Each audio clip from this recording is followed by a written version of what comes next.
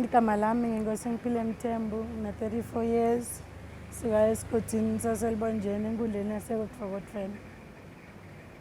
Ibhizinisi yami i-traders impilo esiphaza, ngina-mobile money, airtime, imnayo, ne-Insta cash.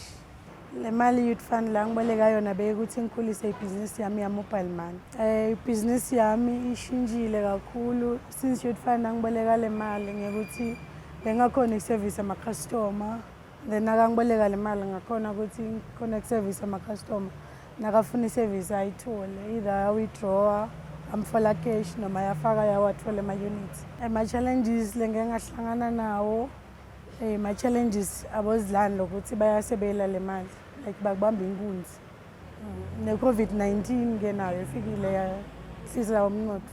Ama-short term goals lenginawo ngebhizinisi yami ukuthi ngiyetangete isitoko sibe more than lele enginako nyalo. Bese ama-long term goals ukuthi ngingagcini ngalo mobile money kuphela.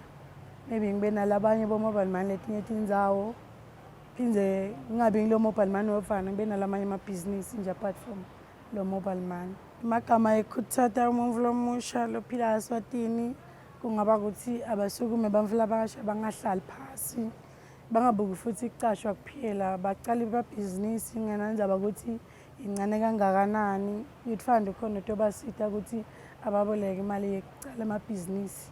Amagama lengingaba nawo for uhulumende, Youth Fund na-MTN Foundation, ngingacala ngekubongela ukuthi ngiyabonga ukuthi banginikete leli thuba lokuthi bangiboleke imali nami ngikhona ukuthi ngithuthukise ibhizinisi yami. Phindze futhi nabangamane phindze bangete le mali laba baniketa yona bantfu labasha. Bese phindze bamniketa wonke umuntu lomusha locala ibhizinisi. Akunendzaba ukuthi ngiluhlobo lebhizinisi lakalicalako.